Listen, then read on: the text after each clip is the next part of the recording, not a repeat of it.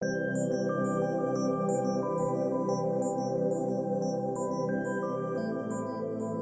we're going to be talking more today. I'm still on the topic of dreaming. We're not finished with this at all yet. It's going to take a while because actually 370 times, that's all, 370 different times in the course, you're going to find that the course uses the word dream or dreaming or dreams. And so it has a lot to say about the way we dream the world, the way we see the world, which isn't the way that the world is, it's the way that we're dreaming it. So we're all dreaming the world. You dream the world, I dream the world. We're dreaming it sometimes the same and sometimes very, very different. You can look at the same thing and one person can hate what they see and another person can like what they see. All right. So the body, keep in mind, is the central figure in the dreaming of the world. There is no dream without it. Of course not, because that's who you think you are. You think that you're this body living in a world in space and time. It all seems very real, even though the Course is going to be telling us this is not who you really are. This is just the dreamer of a dream. You are a dream character within the world, seeing within the context of the dream. Back to the quote, in which it acts as if it were a person to be seen and to be believed. And we think that we're very real. The Course in Miracles is very clear. You're not a body. You're not even a body. The body, of course, well, temporarily, yes, we were occupied bodies, but the bodies are very ephemeral. They don't last very long. There's nothing eternal about a body at all. It's the eternal I with which we wish to see the world. So Jesus can say, for example, I and the Father are one. He's recognized his identity with God. That's a very different way of seeing, right? And it's also free of attack and free of judgment. The Course says you dream of a separate ego, and believe in it, a world that rests upon it. This is very real to you. You cannot undo it by not changing your mind about it, because this is sort of, it's, if you will, fixed, fixed in terms of the sense of the way that we see. If you are willing to renounce the role of guardian of your thought system and open it to me, I will correct it very gently and lead you back to God. Now, this too is a very important concept in the Course. You've got to be willing, look at this, renounce the role of guardian of your thoughts, open it to me. This is Jesus speaking. Open it to me. See things the way I see things. You are changing completely this projective function that we have as ego bodies in the world. We're learning how to see in a wholly new way. So oneness and sickness can not coexist. God's teachers choose to look on dreams a while. Yeah, we're here for a while. You know, you're going to be around here for 80, 90 years, something, whatever it is. And during that time, we'll be dreaming. But the question is, can you begin to become aware of how much you are dreaming so that you can make another choice? It is a conscious choice.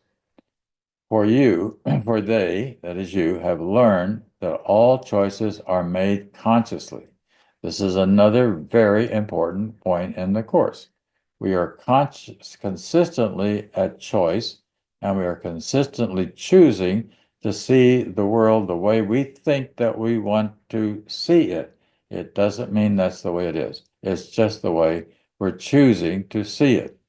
The dream seems to say it's not a conscious choice. We don't think we got a conscious, but you are a choice. You're consistently a choice. Right? But who would put his faith in dreams once they are recognized for what they are?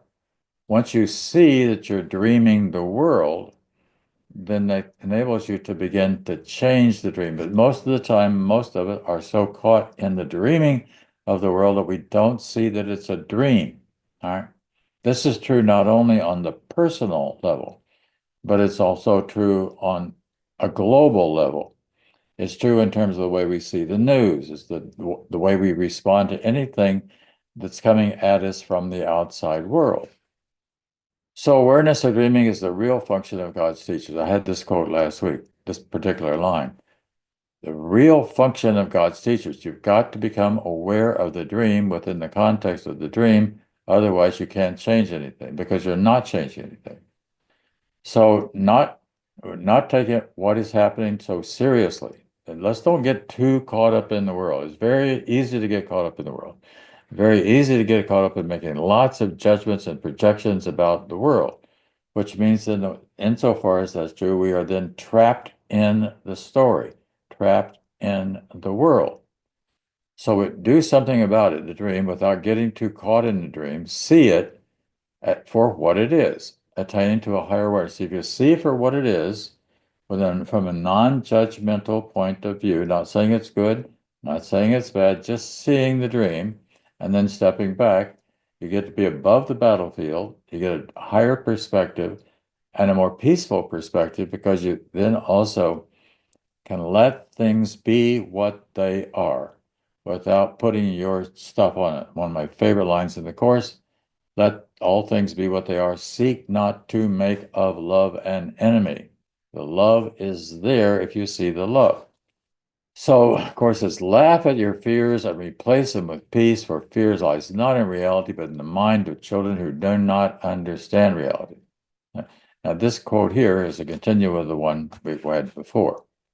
Watch the dream figures come and go, shift and change, suffer and die, yet they are not deceived by what they see.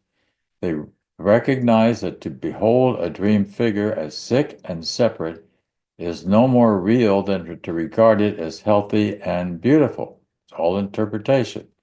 Unity alone is not a thing of dreams. And is this God's teacher acknowledge as behind the dream, beyond all seeming, and yet surely there? Now, this is important because it often talks about God's teachers. And so this is who you are. You are one of God's teachers.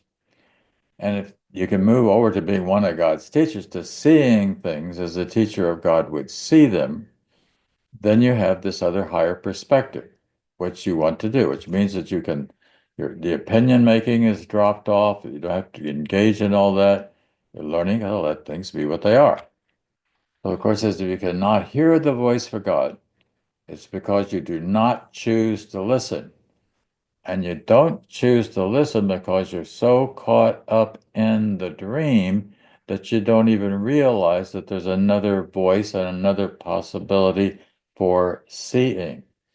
That you do listen to the voice of your ego is determined by your attitudes, your feelings, and your behavior.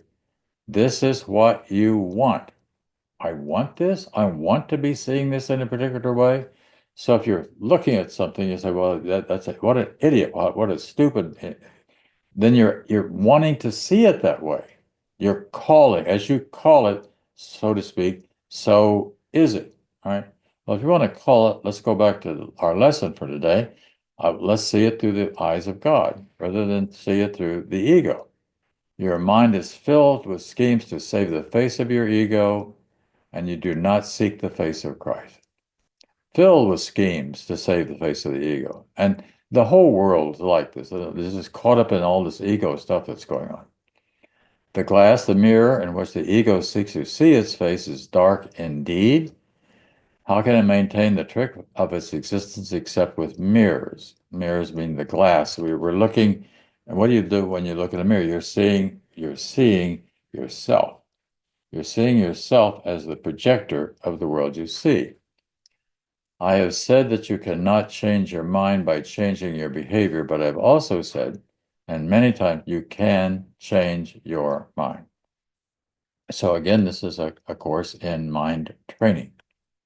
Dreams show you that you have the power to make the world as you would have it be, and that because you want it, you see it, and while you see it, you do not doubt that it is there. It seems very real to you. The judgment that we're throwing onto the world seems very real because that's our judgment.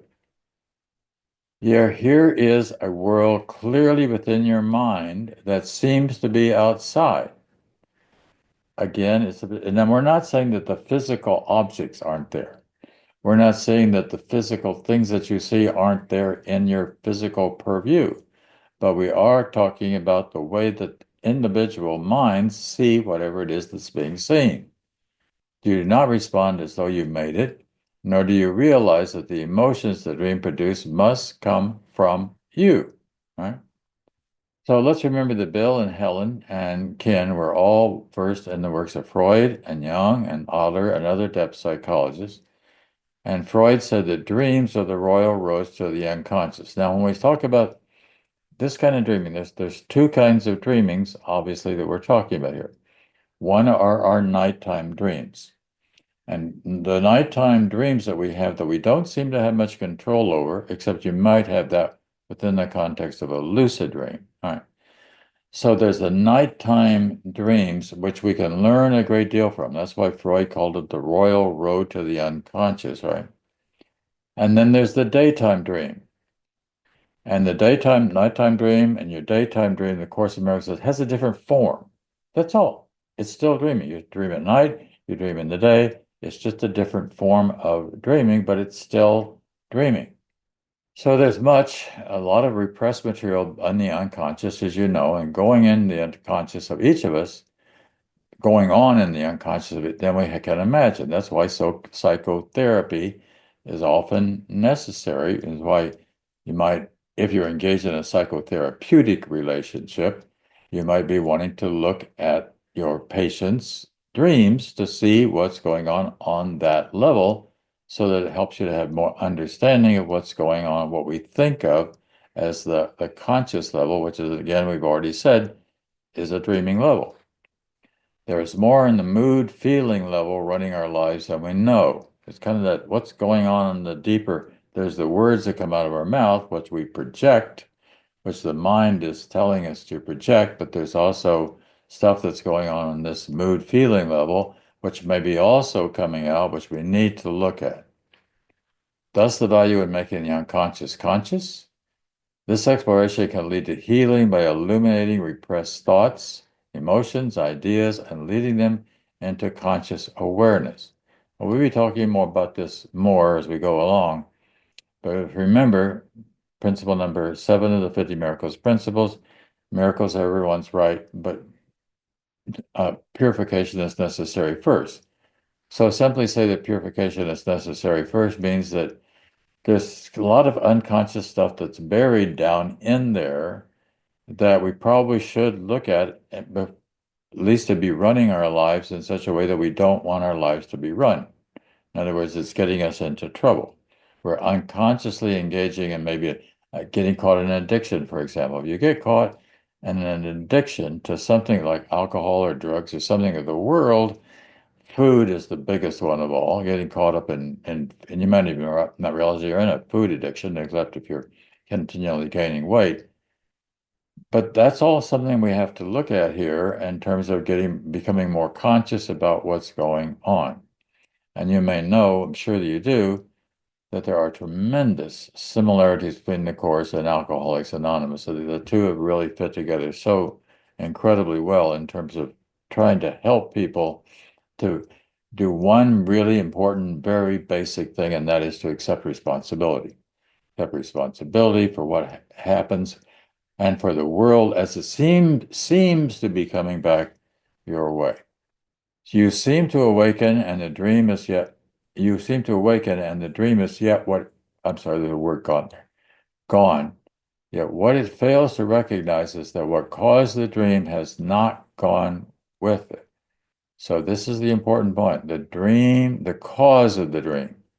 The cause of the dream is still there, and you are the cause of the dream. It's your dream. You chose it. You wish to make another world that is not real remains with you. And what you seem to awaken to is but another form of this same world you see in dreams.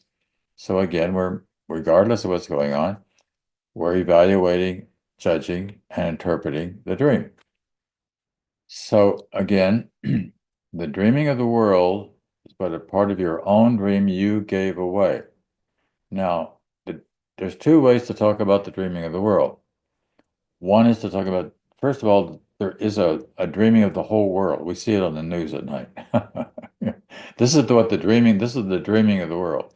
This is the dream that we're all a part of at this moment, or so it would seem. But even there, especially there, I might add, you really need some objectivity. You need to be able to step back and be more of a witness to the dream. It is started by your secret dream, which you do not perceive, although it's caused the part you see and do not doubt it's real. How could you doubt it while you lie asleep and dream in secret that its cause is real? So it says it's started by your secret dream. So the secret dream is the dream that is there, that is buried in the unconscious, that is running the show. That's why it's important to try to see what is running the show. Where do these feelings and moods and attitudes and stuff really come from? How much of this is repressed material? That was a good part of what Freud was looking at. And of course, as you know, Jung goes even deeper and talks about the kind of cultural. We have a cultural dream. So we dream within the context of the culture that we're part of. The secret dream is secret because of the guilt held in place by the veil of forgetfulness. So there's a thing the Course talks about, the veil of forgiveness. So we don't like what we see. We don't like some experience. So we repress that. We bury that. And that's been now buried. Something that happened to me in my childhood, for example, that's buried, but at the same time, that's still running the show up here in my daily life. Let's say something happens that I feel unworthy. And now because I feel unworthy, I'm still feeling unworthy as an adult. Something happened when I was a child that made me feel unworthy, but I'm holding on to it. The ego is holding on to it and bringing it into my everyday life. The dream of separation, sin, guilt, and fear. It's really the Adam and Eve story, which we'll look at more at another point. The dream of separation is that we are guilty sinners. We have done something wrong. We have hurt God. That's an impossibility. You can't hurt God. We can try to run away from God, but that doesn't work either because you can't get away from God. And just like you can't get away from love, it's always going to be there. And it's always going to be welcoming you home again while you're off walking around lost in some fearful world. God's kingdom is still there, ready for your return at any time. That's why Jesus in the Course is asking us so consistently to listen to me, pay attention to what I'm sharing with you. Forget about that fearful ego, which seems to be controlling your mind. There's another way of seeing, another way of seeing. And it could be, as our lesson for today says, it could be a very loving approach to the world. But I have to deliberately choose that insofar as I have lost it. So the ego's dream of separation is a secret because you don't want to look at it. We bury the secret dream, which helps us to keep it secret. And we repeatedly choose the secret dream and the desire for it. For things like going for power and fame and money and physical pleasures, which I use quite frequently. We see our brothers as sinful and ourselves as guilty and fearful. All this without realizing that we're making manifest the thoughts of separation, which is not something we really want to be doing. We want to be seeing the unity, not the separation.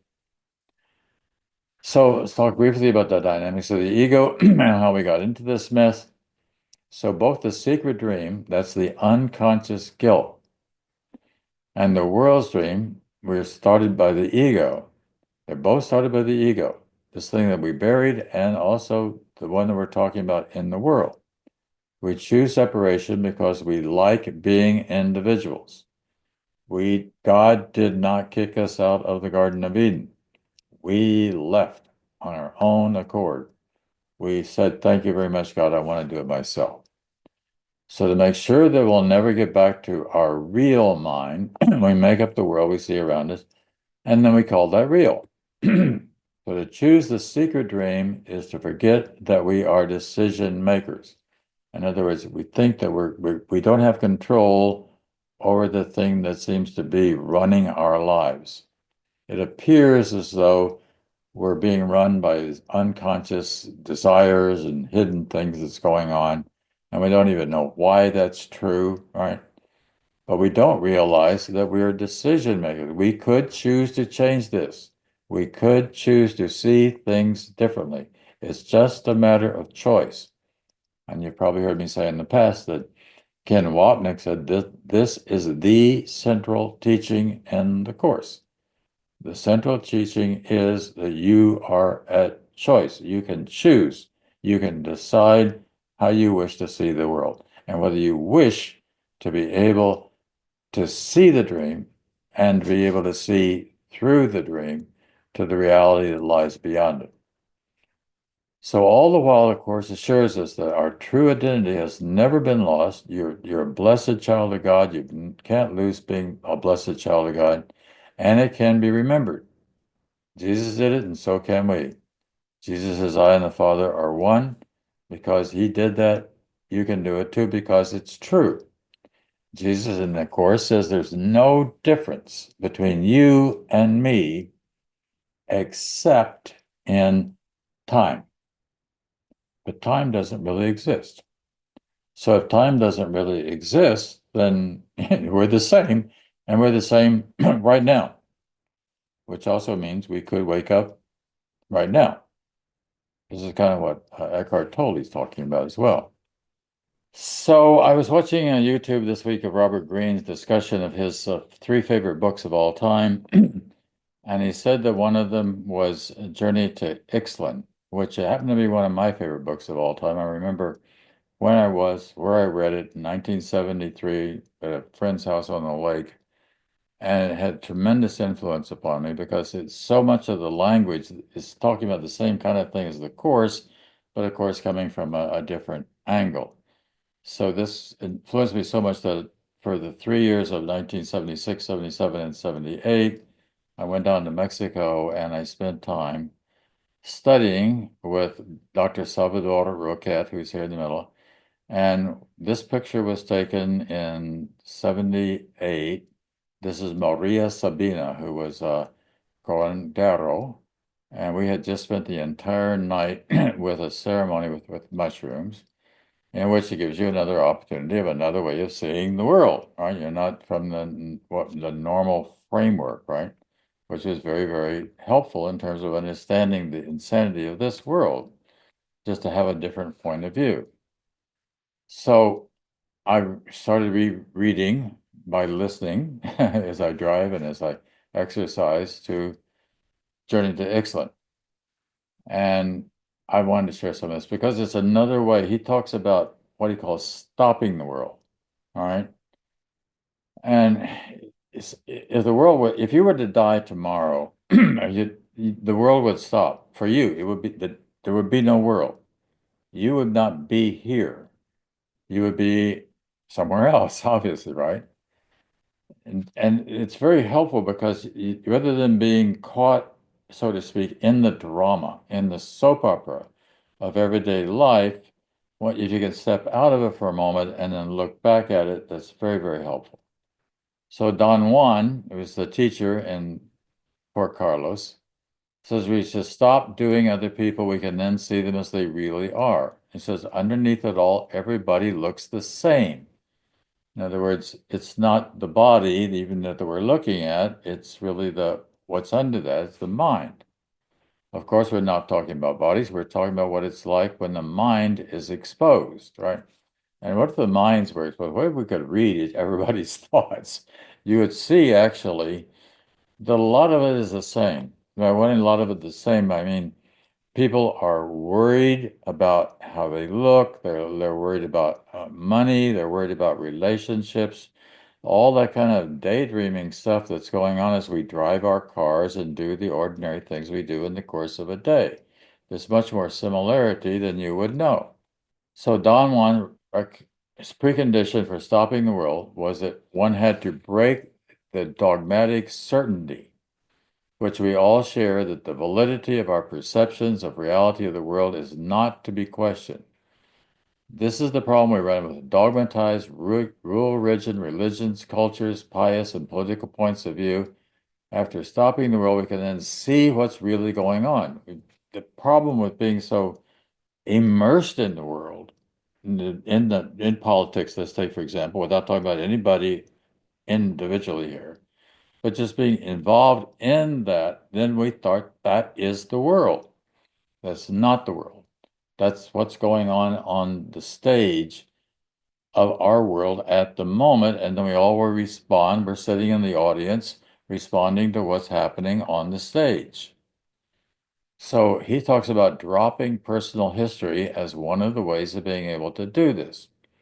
Don Juan tells Carlos he must renew his personal history continuously by telling your parents, relationships, and friends everything you do. On the other hand, if you have no personal history, no explanation is needed. Nobody's angry or disillusioned with your acts, and above all, no one pins you down in your thoughts. You can develop your thoughts independently only if others have no control over them. When people know your personal history, know exactly who you are, they have a certain control over you. And of course, that's inevitable that that's going to be the case. If you, well, we'll talk about politics briefly. It just all the interviewing that's been going on, for example, with regard to the new positions that are being taken in Congress, that we know so much about different individuals' past that the individual's past now is playing into their present, which then may affect their future. Right? So, of course, America says this world is full of miracles. They stand in shining silence next to every dream of pain and suffering, of sin and guilt. They, miracles, are the dream's alternative. The choice to be the dreamer rather than deny the active role of making up the dream. So this is what it may also be about lucid dreaming, to be aware of the dream within the context of the dream. If you can be aware of the dream within the context of the dream, this begins to enable you to have some control over it simply because you are not being so immersed in the middle of it and thinking you have no control. Not being at the fact of the world while responding to the world, but again from a higher, more conscious point of view. The body is released because the mind acknowledges this is not done to me, but I am doing this. I am doing this to myself. That's why tomorrow's lesson, 31, I am not a victim of the world, is so important. Beware of the temptation to perceive yourself as unfairly treated, says the Course, right? So attacking name calling is just such a silly thing to do, to get caught up in name calling. That reinforces the dream, makes it seem as though the dream is real. And all you're really doing is you're just adding to the insanity of the world rather than being able to step aside from it and therefore calm it down and get into a more peaceful place yourself. So I'm not a victim of the world. I see this as very, very important. Seems to me in the way there's two kinds of extremes in the world. And one is that on one hand, I'm the victim of the world, and on the other hand, the conqueror of the world. And neither one of those is true. But what's true is that you are who you are right here in the center of the being of who you are in truth, not neither conqueror nor victim, either one. You can choose either one of those other roots, but those two roots are really ego based. And then you're living in that world, and that is a pretty miserable world. So do not embark upon useless journeys, dreams, because they are indeed in vain. The ego may desire them, but spirit cannot embark on them because it's forever unwilling to depart from its foundation. This is also very, very important. The ego may desire them, but spirit cannot embark. It's impossible for spirit to embark on one of these insane dreams. It's just impossible. It wouldn't work. It couldn't happen because the course is there's no communication between the ego and spirit because there is no such thing as an ego. The ego itself is an illusion, but it's so important to be able to see that that is an illusion. That's why that Don Juan was telling Carlos, you don't need to keep rehearsing your story over and over again with your family and your friends and everybody. That's just adds on to that, making the dream real. That's why, do you remember last week we were talking about Yuval Noah Harari and his meditation and how he has to go into these meditations in order, what he was really saying, in order to stop the world. Because it's not till he can stop that world that he can then be able to come back with some clear perspective. Because what happens, of course, with all of us is we all get caught up into all this stuff that's going on, and then we're miserable because we don't think that there's any way out of the dream. Of course, as you will first dream of peace and then awaken to it. This is where we want to go. Your first exchange of what you made for what you want is the exchange of nightmares for the happy dream of love. So we're giving up on this nightmare stuff, right? Right? A happy dream of love, in which, going back to an earlier quote, you are actually projecting the love in order to be receptive to the love. And this lies your true perceptions. Now, projection makes perception, right? But what are you projecting? If you're projecting the love, then you're going to be having the right kind of perceptions that are going to be coming because that's what it's like in heaven. Heaven is a perfected state. It'd be impossible for anything of the ego nature to get in there. That's why this is such a very, very divided world. But that's not true in reality. This world not being reality, heaven being reality. So for the Holy Spirit corrects the world of dreams where all perception is, knowledge needs no correction. That's impossible because knowledge, it is what it is. It's just pure. It's pure and whole in and of itself. Yet the dream of your love leads unto knowledge. The dreams of love lead into knowledge. So if you're dreaming of love, if your relationship is loving relationships, if you're having increasing sense of love with all of your relationships, then you're on your way home. You're on the path to heaven. In them you see nothing fearful, and because of this they are the welcome that you offer knowledge. Love waits on welcome, not on time, and the real world is but your welcome of what always was. Always was. Cannot not be. The universe, from this standpoint, is actually a loving universe. That may not be the way we're experiencing it, but that's the truth behind the whole thing. The Course in Miracles says God is the God of the universe and of the universe of universes. So in the whole, this whole universe is gentle and kind. We don't experience that way because this is an insane world. The ego rules here. And as long as the ego rules, it's going to be that way. Now, you can't get rid of the ego by killing it. That's the amazingly insane thing. That's going exactly in the opposite direction. We release the ego by loving it to death. by loving it to death, I mean just loving it so much that it's not even there, that it doesn't even exist, that it can't exist because it never had any reality in the first place, except insofar as you or I or anyone else gives it that reality. And thus, the mind is free to make another choice instead. Being that here, salvation will proceed to change the course of every step in the descent to separation until all the steps have been retraced and the ladder gone and all the dreams of the world undone. So what the Course is talking about here, it talks about a ladder that we have descended into this world. We've descended down into insanity, and we believe that the whole thing that we come down into is purely insane and there's no help for it. The Course is talking about going back up another ladder, the ladder home, the ladder to heaven, if you will. That's a very common theme, by the way, not just in the Course in Miracles, but in other spiritual disciplines as well. It's as though you're returning home, you're going home to a place you never left. That's why this is the dream. If you never left that place, that's the place of being awake, then now you're suffering and you're having a nightmare, you think the nightmare is real, and the nightmare is not real, but we have to waken from that in order to see that it was a nightmare or it is a nightmare.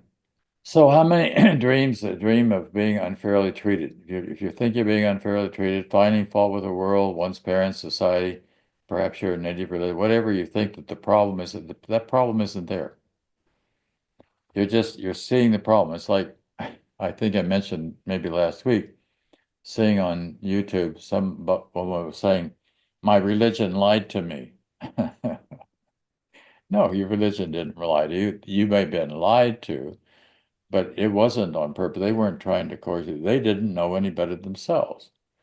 So you don't need to go back and attack the past. You don't transcend the past by making it bad. You transcend it by making it obsolete, by realizing that it was what it was. And now you can transcend it. This is Jesus speaking again.